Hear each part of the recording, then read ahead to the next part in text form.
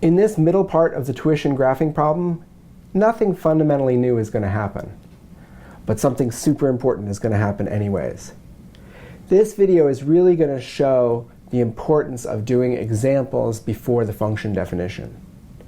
In this video, what we want is complicated enough that I'm going to spend quite a lot of time just getting the examples right. And once I do that, the function definition itself will be a lot easier. So this is a demonstration of the power of the way the method puts examples before function definitions. Now I'm in tuition graph V3, and that has the complete data definitions for both school and list of school. And now it's time to go design the first of the functions.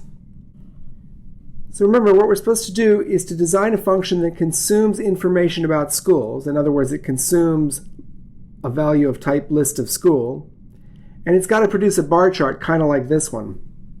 So what I'm going to do in order to avoid scrolling so much, because scrolling makes people seasick, I know, is I'm just going to copy that and bring it all the way down here to my functions part, and I'll just stick it in a comment for now. It's just to remind us what we're trying to do. So let's see, we're designing a function. It consumes list of school, and it's going to produce an image like that. So that's what that has to do. And let's see, produce bar chart showing names and tuitions of the consumed schools. Let's do a stub, define, we'll call it chart, and it consumes a list of school, and what I use for the stub for functions that produce image is this. White. There we go. Great, the stub is well formed. Now let's try to do some examples. Well, it's a function operating on a list. It's a function operating on a self-referential data definition, so the base case test should be first. So what are you supposed to produce if I hand you an empty list of schools? Well, you've got to produce an image. So I'm going to produce this same dummy value that the stub happens to produce. And that'll be the base case result. Let's do another example. Let's say check expect. Now the rule is too long, so let's go ahead and do one that's too long. Check expect chart. You know what? Let's do one that's one long first. It's tempting to do the too long one, but let's do the one long one first. It'll be simpler. Chart, cons, and now we need some school. Make school. You can use any name you want. We'll just call it S1 for now because it'll be simple. Make a school called S1 at which the tuition is, I don't know, $9.99. Okay? Let's not make it $9.99. Let's make it some nice more round number than that, like 800. Just keeping things easy to work with here. Easy, not cute. So if I've got to chart that, then what do I want to see? Well, I know that the base case result is this.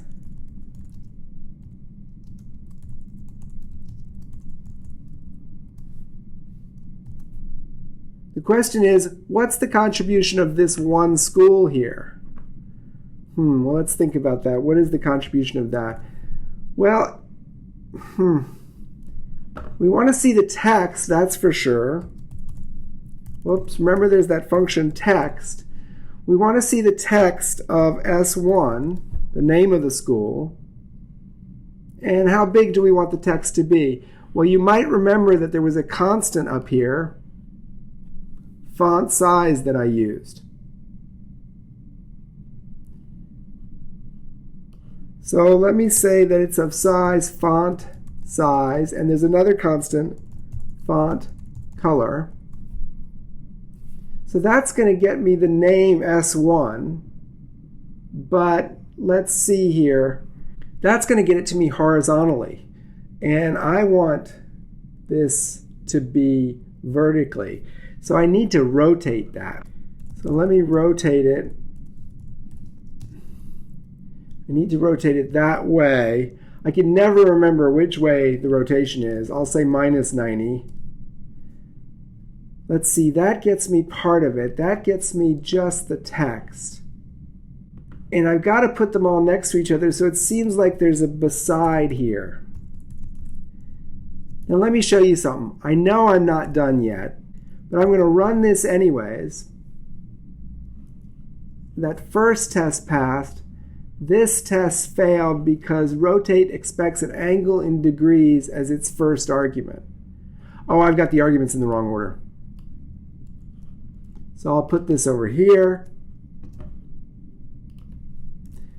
What I wanted to show you there is as examples become more complicated, and especially once they involve images, you can go ahead and run them even before they're complete, just to see if the part you have makes sense. You'll catch errors like wrong order of arguments to rotate. Catch them right now. Finding a mistake right after you make it is easier than finding it 5 minutes later. So that's why I ran that then. Let's run it again. The test is failing, which we expected, but let's just take a look at what the image is to see if it's starting to look right for us. Well, I've got S1. That part's not bad, but it's rotated the wrong way. That's what I was almost guaranteed to get wrong, was the direction of the rotation. All right, that's starting to look better, but that's just getting me the S. Now remember, this little box around here is not actually part of my result. This box is put here by the test window. See how the test window puts a box there and a box there around the base result? That box is not actually part of my result. So there's something missing here. One is that I want that color bar, and the other is that I want that box. Let's see. Let's try to make the color bar. I see, this is putting that next to that. It seems like what I also need is to put the color bar, so that's going to be something like rectangle. And how wide is it? Well, I have a constant for that. Bar width. Bar width.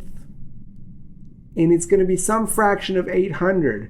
Remember, I have that thing called y scale. What I'm going to do is I'm going to multiply 800 times the y scale. That gets me the bar height. And then there's the bar color. And I want that to be solid. So now I've got the text and the bar, but I need to line those up. Now here's the thing you probably wouldn't have remembered, but there's a primitive very useful here called overlay-align center bottom. And that's going to put that color bar and that text lined up, I think, nicely. Let's try it. Rectangle expects a mode as a third argument. Oh, I've got them in the wrong order here.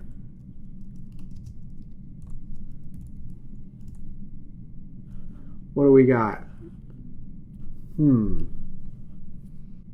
That color bar isn't very high, is it? I'm multiplying 800 times the y scale. Oh, 800 isn't a very high tuition. 8,000 is a higher tuition. Let's use 8,000. Try that. Now we're almost there. This is almost like what we have here, except there's no black box around the color bar. So let me add a black box too.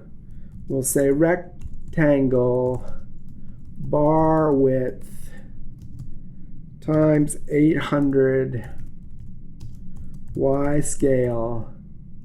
Oh, not 800, 8,000. 800 is a pretty good deal for tuition. outline black, and that's going to be that outline there. Now let's see what we got. Hey, that's looking better. That does look like one of the bars that we're interested in. Now, notice something very, very important here. That was kind of complicated. In fact, you may not feel comfortable with it yet. And if you don't feel comfortable with it, what I would do is stop the video right here and replay it. Let me read it through first and then replay it. All it's saying is listen, in order to make one bar, take three things and align their bottom centers. That's what's getting everything shifted to the bottom here. Align their bottom centers so that it says the text, that's the name of the school, a black outline of the right size, in other words, bar width, and then the tuition times the scaling factor, and then the actual colored text, bar width, and then the tuition times the scaling factor. And this whole thing here is producing just the one bar. And what this is saying is it's saying, oh, well, put all of that next to the base case result. So that's one check expect. That was so hard to produce that for the second example, for the times 2 example, what I'm going to do is I'm going to make the second school be S2, except it's going to come first in the list. And then that's going to be consed onto make school S1, the original example, 8,000, which will be consed onto empty. So now I've got a list that's too long. The second school in the list is the one we had before. The first school in the list is a new one.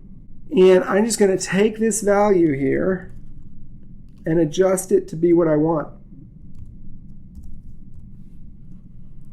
So this school is called S2, and its 12,000 is its tuition. And now let's look at that. 2 tests are failing, that's what we'd expect, but they're really starting to look right now. Oh wait, that didn't align properly. That floated up. Oh yeah, because remember, that's why we used overlay align, because we wanted to get the individual components of a bar to be lined up right, but beside isn't good enough either. We need to use beside/align bottom. And here we'll use beside/align bottom.